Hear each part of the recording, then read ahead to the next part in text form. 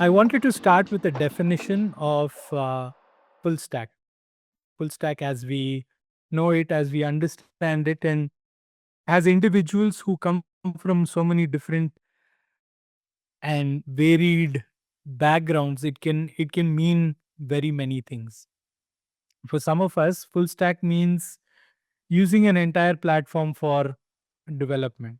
What I mean by platform is something that a language or family kind of provides in terms of being able to tackle all of the different needs within a single or homogeneous sort of stack where everything that you need in order to build, deploy, and connect to an application are all available within a single language or framework. Sometimes full stack might mean a substrate. We'll take a look at examples later in this talk, but sometimes full stack means an entire sort of sandbox or area or playground where a lot of the other components that you need are available within the substrate itself and can come from this sort of uniform, I guess, underlying entity where we say, this is what you need in order to build the application. This is what you're provided as a developer by your ops teams and the team that decides on the architecture and things like that. Oftentimes, full stacks might just mean frameworks. For example, and the one that I like to really quote these days is we're all hearing about React being able to React, which is a JavaScript framework, being able to cater to the needs of the front end, the back end, writing some stuff on the server side, hosting a lot of the stuff that you need as part of your stack and all of these things. So full stack I think can be understood a little bit by also going through some questions that I come across as a community person when I go and give talks in various places. So, one of the most often asked questions is, how do I become a full stack developer? I think the answer is you don't really know when you become a full stack developer. When you're able to, I guess, solve all kinds of problems for your present business needs while also satisfying the conditions set forth by the org, and you're doing it all in a particular language or framework, I guess you automatically become a full stack developer. I think the long answer short is, how they say proverbially somebody holding a hammer sees everything as nails. I think if you start to solve every problem in the workplace using, I don't know, Python, I guess you become a full stack Python person. Or if you solve everything, if you say, hey, there's a JavaScript library for this, you become a full stack JavaScript developer, I guess. But the answer is no, no one actually knows. And I think full stack is hard to define that way. There really shouldn't be anything outside the realm of what a full stack person can solve in terms of a problem. Uh, it should be the veritable Swiss Army knife sort of thing. And you need to be able to really fix things that are not just front end or not just classified as a back end problem. It could be services problems, it could be networking problems, it could be some API issues or gateway issues or things like that. And full stack really means you're able to solve all of these problems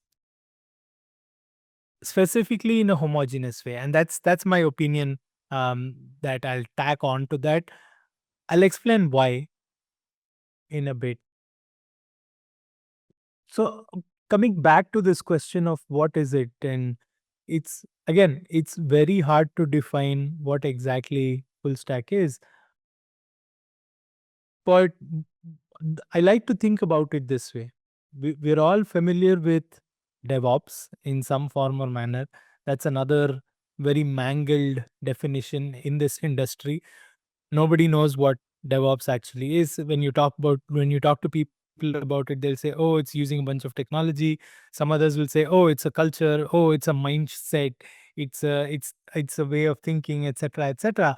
I think full stack is also something very similar. Only it's in very orthogonal or perpendicular axes. In my opinion, it's a way to get a developer to do more while you pay them less or the same, I guess. So it's more responsibility for developers in certain ways, but it's also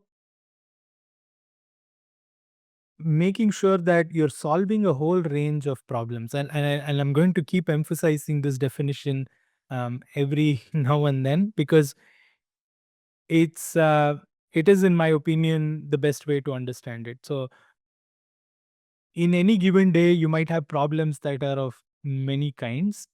And if you're able to solve them using a very homogeneous set of tools, you are a full stack developer for that particular set of tools. Some quick questions. If full stack developer will solve network problem and also business things, then it's like DevOps. And like, yeah, I think you can consider it that way. Full stack is simple, both front and back end. Yeah, and everything in between as well. Nidhi Kulkarni, if you have a doubt, just type your question and I'll take it as we go along. And that's it. One questions I have, and many times earlier, when we are a developer, we used to develop our code in Java and all these things. So they're mostly that forum we are looking for, that whether communities are helping or not. So Stack Overflow is mostly come up, and we'll get some of the code and find out the solutions on that one. But using this chat GPTs and all, do you think it is similar to that? It means it will solve our problem. What my question here is, if we say some problems we wanted to search in a Google, okay, and same problem we wanted to search in a chat GPT, it's have a very specific sets of instructions. Okay, so as a full stacks, it won't help us as a full stack developer. So the technology what we have, AI agent. Okay. So sorry to disturb you. Like I said at the start, I have very little time to go over what I've actually prepared. If you have a question, type it in the chat window. I'm happy to take it. If you have a question and you have to ask it, ask the question. I don't need background. But please, I prefer chat. Okay. Sorry to interrupt you. Hi Ram, And sorry to interrupt you. Yeah, a small request to all the participants. Please put your questions in the chat. Ram will either take it at the end of the session or he'll respond you. And if needed, you can connect with him over LinkedIn. Okay, as he had limited time, he'll be going ahead with the presentation. Thank you. so the best way to understand full stack is to get into a little bit of background about what stacks we've used in the past. What I started my career with, and I think a lot of people um, did back in the day, was this very famous set of technologies. We used a Linux box, we put some Apache web servers on them, and we wrote applications that were served by PHP pages, and a lot of things were made persistent using a MySQL. And so this was famously dubbed as the LAMP stack. So when I started my career, which was like, I don't know, JavaScript years ago, this was a very favored approach for a lot of people. This scaled well, this worked well, this was helpful in creating all kinds of web assets for different verticals, whether you were in telecom, whether you were in healthcare, whether you were in education, whatever domain it was. This was a very favorable stack in which to work on. And a lot of developers knew the stack, so it was easy to get people on board, get them up to speed, and get them to work. But a lot of things changed since then. Okay. And what full stack isn't is almost as important as what it is. So the it's not cargo culting. Full stack isn't about saying, hey, these set of technologies are the only ones that you can use in order to solve problems in this organization. That's not what full stack is, or that's not what the idea of full stack is. It's about, yes, it's about keeping it homogeneous, but it's also about choosing the best set of tools and technologies for any given problem. Now, I did say being a full stack person meant being able to, identify the right set of tools within like a homogeneous framework, but you could step here and there, and the whole shift to microservices and these other kind of architectures has allowed people to really use any kind of technology for solving these problems, right? And so what I wanted to do today is to emphasize a lot of things that really push the idea of full stack into a whole new dimension. So, as somebody pointed out in chat very nicely, nowadays full stack means so many different things, and that's really what I wanted to emphasize in the rest of this presentation. So, thank you for that comment. And the best way to do that is to start understanding these things known as the edge, and talk about edge, because a lot of development that we saw, the lamp stack for example, and all of these things were about a centralized view of the world where compute, or high performance and heavy compute, was centralized to like one place, and then a lot of things were shifted in terms of assets and other things to various other places on the cloud, closer to where people were using CDNs, this, that. But a lot of the core compute always lived in the cloud or on a server that you started to use. However, in the past 8 or 10 or maybe even 12 years, that has really changed. Compute has been democratized. We're pushing the ability for number crunching to a lot of different places, and we're not concentrating that just within a server rack that looks like a fridge, that lives in a room that is also like a fridge, very maintained, very cold, and things like that. It's on the cloud somewhere, we don't see it, but it's also in a lot of different places. And to give you a few examples, the smartphone that a lot of you are probably consuming this content on is it's a good example of an edge device, but doesn't end there. It takes other smaller forms. It takes, it takes the whole dimension of putting compute on a device to a whole new dimension. It comes with very different kinds of requirements. So it is now in a lot of different places. I don't mean that we'll all be watching Netflix on our fridge at some later date, but what I mean is that, compute is coming to a lot of devices where it didn't come before.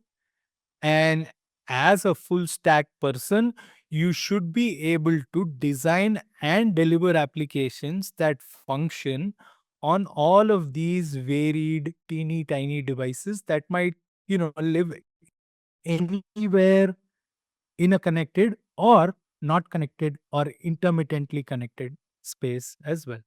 So that brings me to define what unique challenges edge compute brings. So the first thing is the ability to crunch numbers and crunch data locally. So a little while ago, gentleman before me mentioned Alexa as a device. So, and yeah, jury's out on this, but a lot of people do suppose that, these tiny devices that are monitoring our speech and live in our homes compute locally. They don't send data back to a server, and that's a fundamental requirement of a lot of edge and edge-like devices. The other big requirement is that latency needs to be near zero. So you need to have an interaction that feels fluid and that feels more real time, as opposed to being, you know allowing a network hop and delaying things and things like that. And finally, like I mentioned, in some cases, these devices may or may not have internet connectivity, or at best will have intermittent internet connectivity. And the applications must function without all of these being a problem whatsoever. And there's many ways in order to achieve that kind of quality in a constrained device. And I'll emphasize on the plural here. And so that brings me to this new definition of what full stack is. So a full stack does not necessarily mean constraining to the cloud and making sure that the best and finest of technologies that and imagine function on the cloud extremely well. Now, it's a way to think about applications, it's a way to think about building applications, it's a way to think about distributing applications and keeping them operational, all within the constraints of even an edge device. So the stuff that we're going to talk about in the next 10 odd minutes is there's things, all of these relate to how you can package and build applications in order to put them on all kinds of devices. So let's think of it that way. And so that being said, there's four paths that I'd like to highlight. The first one is the old fashioned method, not this old fashioned, too early in the morning for that. Um, so we did talk about, the lamp stack.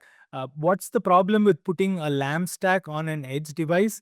You remember how we spoke about low latency, having low resource constraints, like some of these devices run on like batteries and things like that. And you want like a simple distributed deployment where you should be able to deploy applications to so many different kinds of devices. That really doesn't function when you use a lamp stack. And so that gave way to another more modern kind of stack where you had things that were available or technologies that were available that basically said, hey, we liberate you from the kind of heavy footprint that a lamp stack is. And why don't you try this more smaller footprint in a way? And that was the advent of what we like to call the jam stack.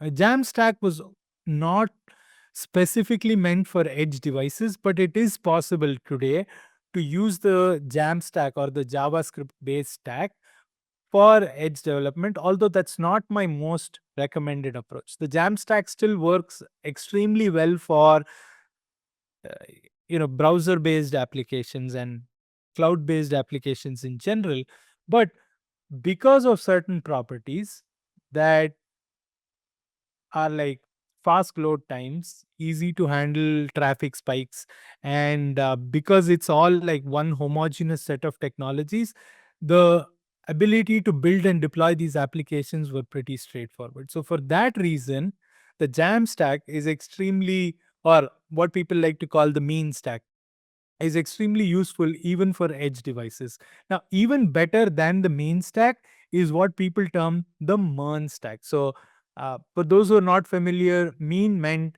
Mongo, Express.js, AngularJS, and Node.js. Now, Angular again was particularly suitable for browser based technologies. And if you were to replace Angular with React and the React framework, which was a much better technology choice for using across several devices and things like that. And this gave what we like to call the MERN stack. So, this is a much better choice for a lot of edge devices, especially ones that had like very reactive displays and fluid visuals and things like that. I think the MERN stack is an excellent choice. However, this still left us with a lot of gaps in terms of how do you package these and how do you deploy these better. And so, by the means of, so somebody said, so React better than Angular. It's a very debatable thing. Fortunately, this is a very closed discussion. So, for deployment on edge devices, given that context, yes, React better than Angular. So, moving on. Uh, be- because of certain problems in packaging that arose with the MERN stack, we defaulted to what we now know as containers. I think a lot of people here are familiar with the term containers. A lot of people here are probably used to building and deploying containers in various forms.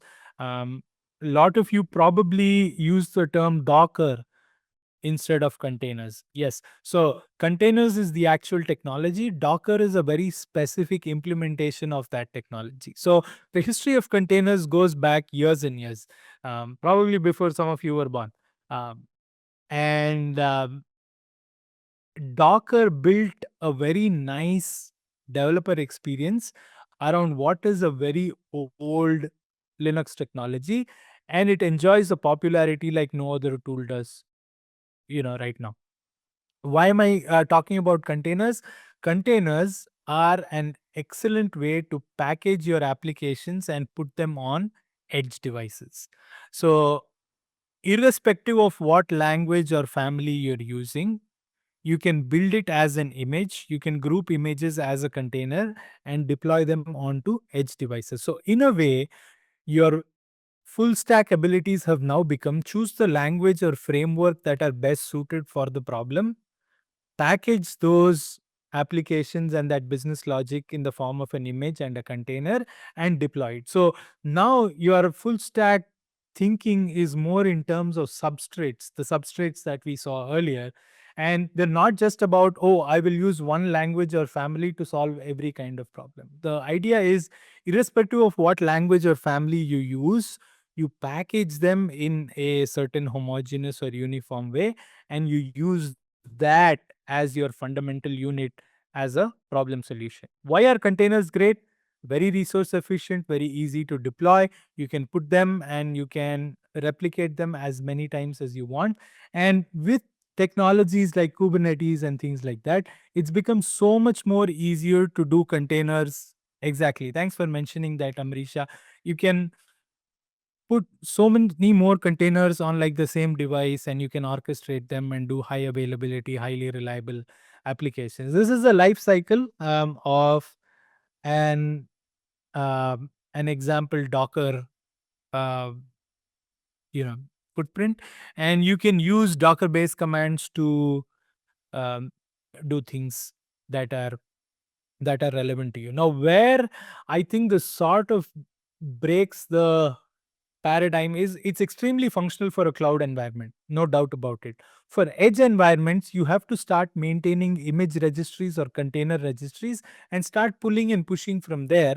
And so I think it sort of starts to break the seams there, where you're constantly, you know, um, reiterating over images and things like that, and um, rebasing and removing and pushing and pulling, and all of this requires like a fat internet pipeline, always connected sort of infrastructure, which might not be the case when you're working with the edge. And so what do you do next? So the other technology that I wanted to touch upon, which is also a wonderful way that has roots in like old Linux ways of the world, are what are known as unikernels. And unikernels have enjoyed a very sinusoidal wave of popularity. I find them extremely good.